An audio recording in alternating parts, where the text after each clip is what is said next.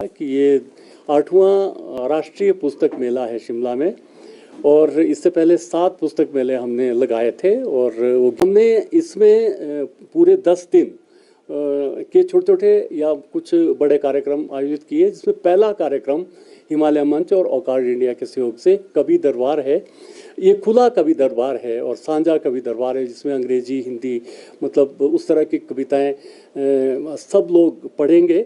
और हमारा इस कवि दरबार का एक मकसद ये भी था कि जो लोग यहाँ आएंगे उनसे मुलाकात भी हो जाएगी, उनका स्नेह भी मिलेगा और इस तरह से उनका आशीर्वाद भी लेंगे। कि आप देख रहे हैं कि हमारे स्थानीय लोग अभी नहीं आए, लेकिन बाहर से जो लोग आए हुए दिल्ली, सोलन और पालमपुर से, वो हमारे साथ वरिष्ठ लोग बैठे हुए हैं। मैं आपका भी स्वागत करता हूँ। तो कवि दरबार का जो सानिध्य है, मतलब जो हमारे चीफ गेस्ट है, वो सहयोग से, और हम खुश किस्मत है कि देश के ही नहीं अंतर्राष्ट्रीय स्तर के प्रख्यात उपन्यासकार और शिक्षाविद प्रोफेसर अब्दुल बिस्मिल्लाह जी हैं, जो शिमला में हैं और वो इसकी अध्यक्षता करेंगे। और राकेश गुप्ता जी जो डायरेक्टर ओकार्ड है वो भी हमारे साथ होंगे, और सचिन चौधरी तो संयोजक है ही है। और फिर इसके बाद इसी कड़ी में कल हमारा दूसरा कार्यक्रम है, वो बहुत सुंदर कार्यक्रम है वो, क्योंकि इस पुस्तक मेले का जो थीम है वो बच्चों के लिए किताबों पे निर्धारित है, बच्चों के लिए पुस्तक है। तो कल का जो कार्यक्रम है हमारा, उसमें 10 बजे और शुरू होगा, वो बाल साहित्य मंच है, जिसमें 40 बच्चे केजी से लेके और 10वीं तक जो छात्र है वो कविता पाठ करेंगे और उनके लिए हम मंच देंगे पहली बार।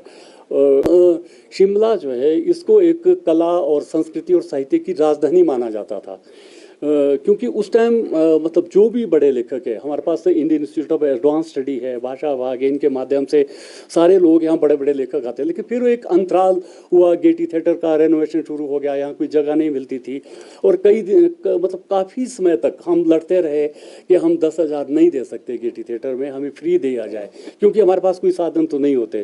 कि अगर एक गोष्ठी करनी हो तो भाषा विभाग 20,000 रुपये दे देता है, लेकिन 20,000 में क्या होता है आज।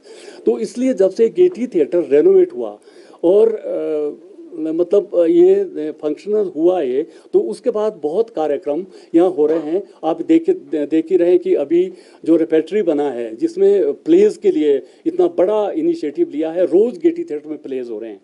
तो हम भी ये उठाते रहे मामला कि जो रंगमंच के लोग हैं उनके लिए कोई अपॉर्चुनिटी नहीं थी यहाँ पे। तो अब क्या हो रहा है कि उनके पास मतलब इतनी अपॉर्चुनिटी अब कि वो बिजी है।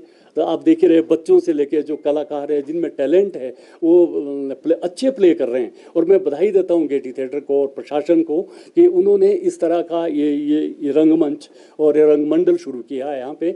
और बस यही हमारी उम्मीद है कि थोड़ी सी हम ये कहते हैं कि जैसे बहुत बड़े बड़े लेखकों के नाटक है, तो हम भी थोड़ा बहुत लिखते हैं, हिमाचल के लोग भी। तो अगर हमारी कहानियों पे, हमारी कविताओं पे भी थोड़ा सा वो प्रयास करेंगे, तो हमें भी पहचानेंगे लोग कि भाई चलो हम भी उस श्रेणी में हैं।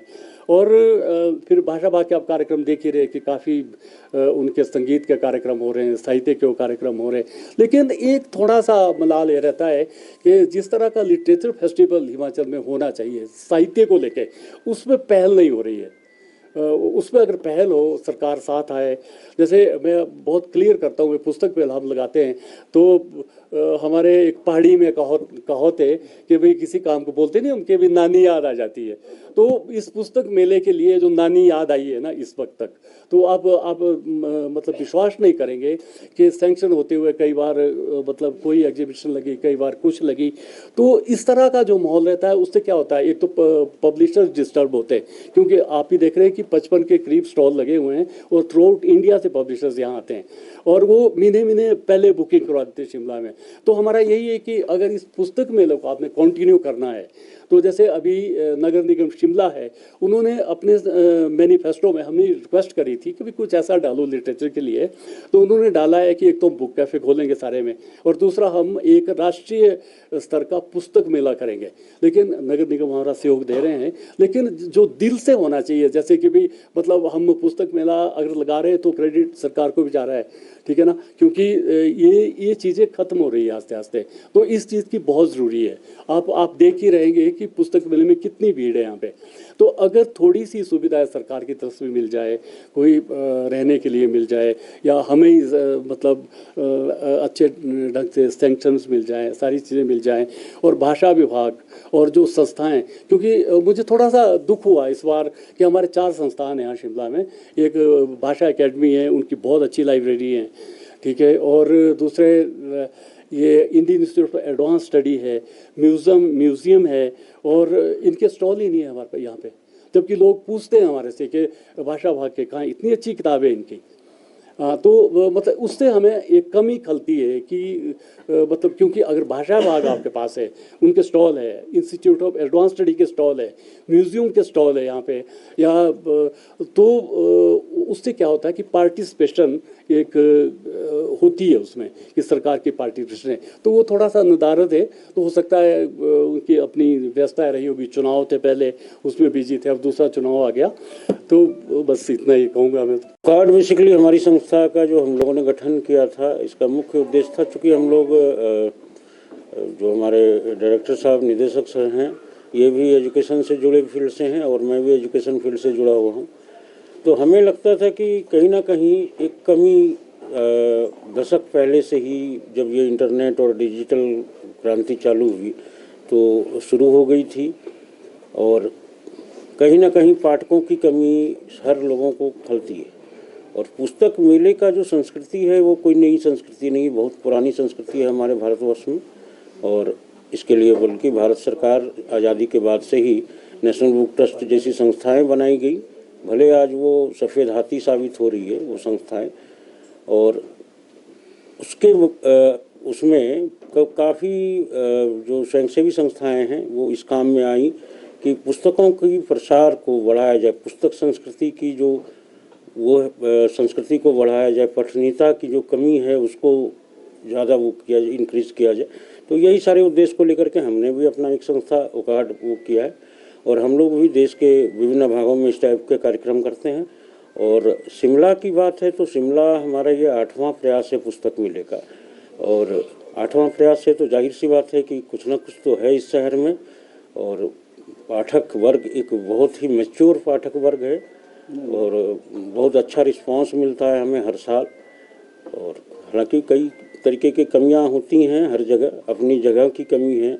ये चूँकि पहाड़ी क्षेत्र है तो यहाँ हर तरीके की एक रिस्ट्रिक्शन और एक तरीके का दबाव भी होता है, तो उस तरीके से काम करने होते हैं। लेकिन सबसे बड़ी बात तो ये है कि इतने दबाव के बावजूद ये पाठक का प्यार ही है कि हमें हर बार यहाँ खींच लाता है। आपने दबाव की बात की, तो कितना उत्साह और सहयोग भी दिखाती है सरकार आपके पुस्तक मेले को लेकर? नहीं, मैं किसी भी संस्था का आलोचना नहीं करना चाहूँगा। यहाँ लगभग मुझे सहयोग ही मिला है। ये अलग चीज़ है कि मैं शायद हमारी संस्था उनको इतना ज़्यादा अप्रोच नहीं कर पाती है शायद कि वो हमारे इतने फेवर में आ सकें, बल्कि उनका सहयोग ठीक ठाक सा रहता है, और हम अपने आप में कैपेबल हैं कि हम कर सकते हैं। और हमारी संस्था का अपना कोई रिसोर्स नहीं होता है, हम जो भी हैं अपने पब्लिशर्स के बदौलत हैं।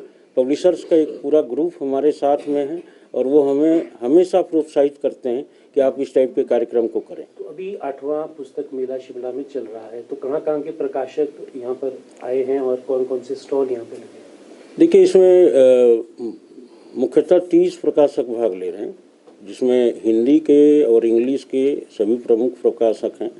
हालांकि यहाँ जगह की कमी होती है, इसलिए हम इतने संख्या में प्रकाशक नहीं ला सकते, और कई तरीके की प्रॉब्लम की वजह से इतनी वो नहीं हो सकता है। लेकिन हम चाहते हैं कि उसमें से कुछ प्रमुख प्रकाशकों को, चुनिंदा प्रकाशकों को यहाँ लाएं जिनसे लाभान्वित हो सके। अभी राजकमल है, वाणी है, इसके अलावा सस्ता साहित्य मंडल है, आधार प्रकाशन है, ज्ञानपीठ है, कई हैं, प्रकाशन विभाग की किताबें उपलब्ध हैं, कई प्रकाशकों की किताबें उपलब्ध हैं।